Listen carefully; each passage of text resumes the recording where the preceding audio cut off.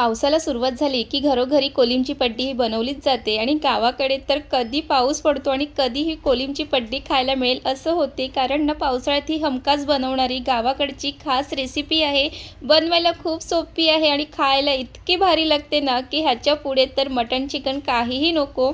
लहानपणापासून ही कोलिमची पड्डी खात आलेली आहे। घरामध्ये तर आई आजी प्रत्येक पावसाळ्यामध्ये ही हमखास रेसिपी बनवली जाते आणि त्यांच्याकडून बघून बघून मी इतकी परफेक्ट झाली आहे ना कोलिमची पड्डी बनवायला। सगळे टिप्स सुद्धा तुम्हाला सांगणार आहे, ज्याने तुमची कोलिमची पड्डी एका प्रयत्नात खूप छान बनून तयार होईल। पावसाळ्यासाठी खास करून घरात कोलिम भरून ठेवलं असेल ना तर ही रेसिपी या पावसाळ्यात नक्की ट्राय केलीच पाहिजे।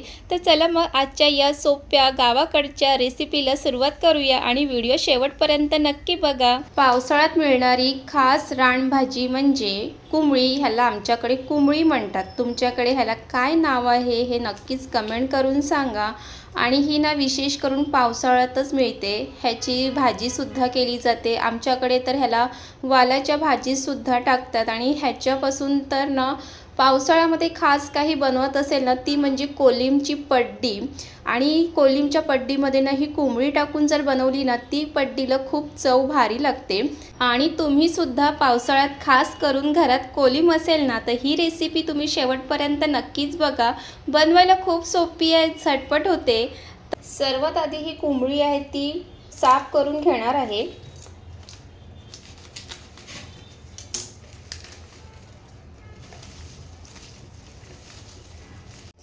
तर कधीही रानभाजी साफ करताना ती व्यवस्थित साफ करून घ्यायची, कारण ती ना अशी आतमध्ये मातीसुद्धा असते, म्हणून ती व्यवस्थित साफ करून घ्यायची आणि इथे काही घाई करायची नाही।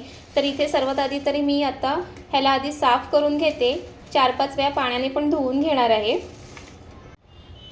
तर इथे ही जी कोंबडी आहे ती 5-6 वेळा पाण्याने धुवून घेतली आहे। त्यातली जी काही माती होती ती सुद्धा काढून घेतलेली आहे। आणि आता ही आहे ती बारीक कट करून घेणार आहे। जितकी बारीक करता येईल तितकी बारीक कट करून घ्यायची आहे।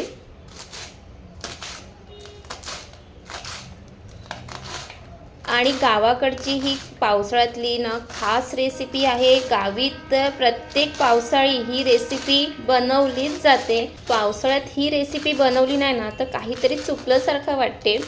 गावी तर हे शेवग्याचा पाला पण असतो ना त्याची सुद्धा पड्डी बनवली जाते, त्याची पण छान लागते आणि कोंबडीची पण छान लागते।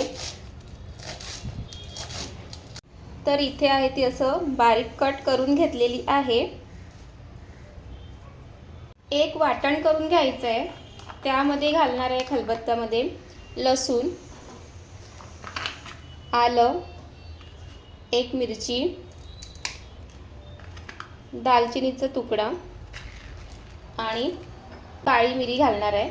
ह्याचं एक वाटण करून घ्यायचं आहे। हे वाटण घातल्यामुळे पड्डीला अजून खूप छान चव येते, तर हे वाटण घालायचंच आहे।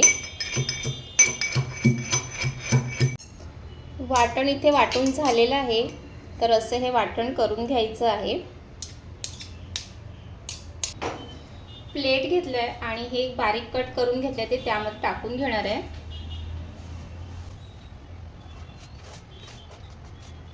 त्यामध्ये घालायचे बारीक करून घेतलेला कांदा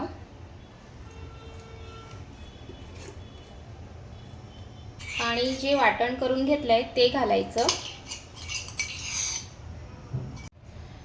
आणि हे आहे कोलिम, सुकवलेलं कोलिम आहे। आणि ह्यामध्ये जी मिरची असते ना ती खायला खूप छान लागते, तर त्यामध्ये घालायचं आहे कोलिम। आणि या कोलिम शिवाय ही पड्डी होणार नाही आहे, म्हणून कोलिम हे घालायचंच आहे। तर इथे कोलिम घालून घेते आणि त्यासोबत घालायचे गरम मसाला। आणि ह्यामध्ये कोलिम घातलं म्हणजे ह्यामध्ये काहीतरी आंबट हे घालायचंच आहे। तर इथे हे मी आंब्याचा आंबट घेतलाय।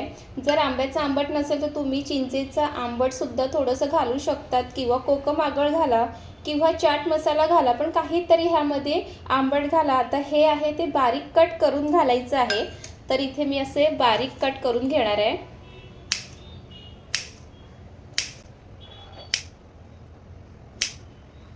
तर हे बघा आंब्याचं आंबट आहे ते बारीक करून घेतलेलं आहे। ह्या ठिकाणी तुम्ही लिंबाचा रस सुद्धा घालू शकतात। त्यानंतर त्यामध्ये घालणार आहे घरचा मसाला। आणि आता हिरवी मिरची आहे ती वाटणामध्ये सुद्धा वापरली, त्याप्रमाणेच त्यामध्ये मसाला घालणार आहे. आणि हळद आहे ना किंचितच घालायची आहे, कारण जास्त जर ह्यामध्ये हळद घातली ना की रानभाजीचा जो हिरवापणा आहे ना तो निघून जातो. बरेच जण ह्यामध्ये खूप जास्त हळद घालतात आणि मग ती पड्डी आहे ती पिवळीसर दिसते. पण पिवळीसर दिसली नाही पाहिजे, कारण ह्यामध्ये रानभाजी घातली आहे तर ती हिरवीच दिसली पाहिजे. आणि त्यानंतर ह्यामध्ये घालायचे चवीप्रमाणे मीठ.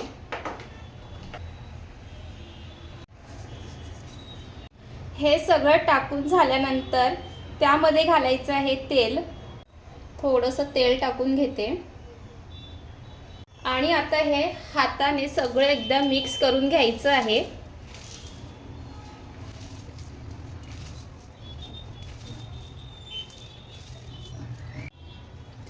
आणि तुम्ही व्हिडिओमध्ये बघा की मी कशा पद्धतीने हे मिक्स करून घेते, तसं हे मिक्स करून घ्यायचं आहे. आणि ह्यामध्ये अजिबात पाणी घालायचं नाही आहे, कारण ना कोंबडी आपण धुवून घेतली त्यामध्ये सुद्धा हे पाणी असतं. तर असं हे मस्त मिक्स करून घेतलेलं आहे. त्यानंतर ह्यामध्ये घालायचं आहे बेसन.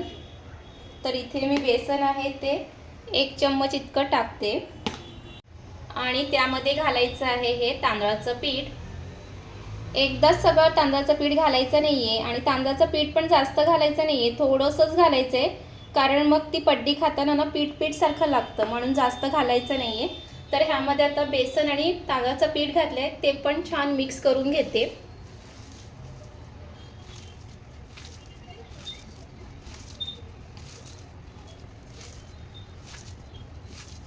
ह्यामध्ये थोडंसं अजून मी तांदळाचं पीठ घालते.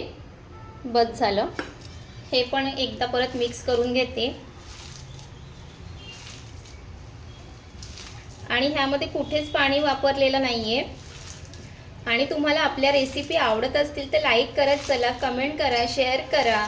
आणि अजूनपर्यंत तुम्ही आपल्या चॅनलला सबस्क्राईब केलं नसेल तर सबस्क्राईब करा, कारण तुम्हाला बरेच असे पावसाळ्यात स्पेशल गावाकडच्या रेसिपी बघायला मिळणार आहे. तर इथे बघा हे छान असं गोळा बनवून तयार झालेला आहे. आणि इथे आता ही पड्डी आहे ती बनवायला तयार आहे आणि आता ही मस्त थापून घ्यायची आहे. तर इथे असा हा गोळा बनवून तयार झालेला आहे. तर इथे लागणार आहे एक तवा, कोणताही तवा घेऊ शकतात. आणि ही कोलिमची पट्टी बनवण्यासाठी लागणार आहे ही पळसाची पानं. आणि ही पळसाची पानं आहे ते पावसाळ्यात ना खास करून भरूनच ठेवायची, कारण असे छान छान पड्डी, पानगी भाकर हे सगळं खायला लागतं तेव्हा ही पळसाची पानं लागतात. तर इथे पळसाची पानं आहे ती तव्यावर ठेवून घेणार आहे. आणि पळसाच्या पाण्यावर ना मी थोडंसं तेल सुद्धा असं लावून घेतलेलं आहे. त्यानंतर हा जो गोळा करून घेतलाय तो ह्यावरती ठेवायचा आहे आणि हलक्या हाताने ही थापून घ्यायची आहे.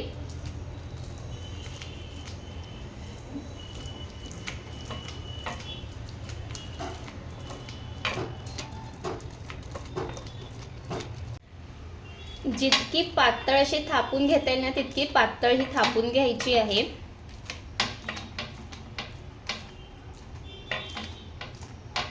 आणि इथे ही थापून झालेली आहे. तर इथे पाहू शकता की किती मस्त अशी ही थापून झालेली आहे, पातळ अशी थापून घेतलेली आहे. आणि त्यानंतर आता वरून सुद्धा पळसाची पानं ठेवून घेणार आहे.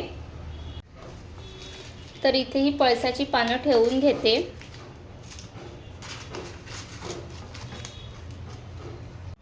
गॅसवर तो तवा ठेवून घ्यायचा आहे. आता हा गॅसवर तवा ठेवून घेते. सुरुवातीला तर 2 मिनिटं गॅस आहे ते फास्ट ठेवायचे आणि त्यानंतर मग स्लो ठेवायचं आहे. आणि वरून असं एक झाकण सुद्धा ठेवायचं आहे. 10 मिनिटानंतर बघायचं आहे. तर इथे 10 मिनिटानंतर बघूया. गॅस आहे ते स्लो करून ठेवायचं आहे. एका बाजूने 10 मिनिटं झालेली आहे. आता झाकण काढून घेते. आणि झाकण काढून घेताना सावधगिरीने काढा, कारण ते गरम आहे, नाहीतर हात भाजू शकतं. दुसऱ्या बाजूने पलटून घेत असताना ते सावकाशपणे पलटा, नाहीतर हाताला चटका लागू शकतं.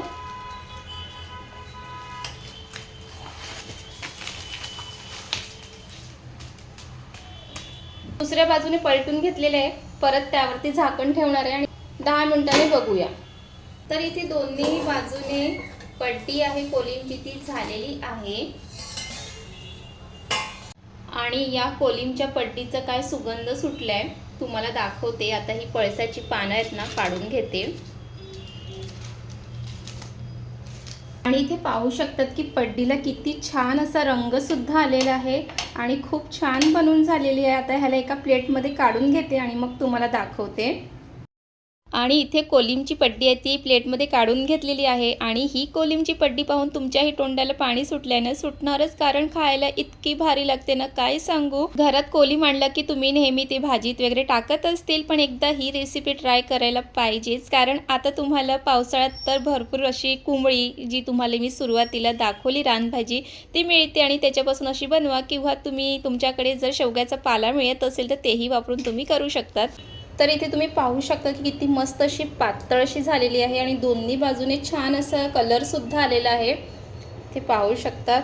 आणि खूप चवीला भारी बनवून झालेली आहे आणि किती पातळ आहे ना तुम्ही बघू शकता. तिथे जितकी तुम्ही पातळ बनवतील ना तितकी ती पट्टी आहे ना छान बनवून तयार होते. आमच्याकडे ह्याला कोलिमची पट्टी असे म्हणतात. तुम्ही ह्याला कोलिमची भाकरी किंवा कोलिमची थालीपीठ असेही म्हणू शकतात. आणि तुमच्याकडे जर असं काही बनवत असेल तर ह्याला काय म्हणतात ना हे नक्कीच कमेंट करून सांगा, म्हणजे मलाही समजेल की ह्याला दुसरी ठिकाणी काय म्हणतात ते. तर इथे मस्त झालं आहे आणि हे ना 2-3 दिवससुद्धा खाऊ शकतात. फ्रीजमध्ये ठेवून द्यायचं आणि जेव्हा वाटेल तेव्हा गरम करून खायचं. आणि हे तुम्ही ना तांदळाच्या भाकरीसोबत घावणीसोबत खाऊ शकतात, खूप छान लागते. आणि हे मस्त असं बनवायचं डाळ भात आणि हे असलं की खूप छान लागतं. आणि ही पावसाळ्यातली खास रेसिपी आहे, म्हणून तुम्हीसुद्धा ही नक्की ट्राय करा. आणि गावाकडची ही रेसिपी आवडली असेल तर लाईक करा, कमेंट करा, शेअर करा आणि कमेंट करायला विसरू नका. आणि आपल्या चॅनलला सबस्क्राईब करा, म्हणजे तुम्हाला अशाच गावाकडच्या छान छान रेसिपी पाहायला मिळतील. पुन्हा भेटूया नवीन रेसिपीसोबत. तिथपर्यंत मस्त खा, मस्त रहा. बाय.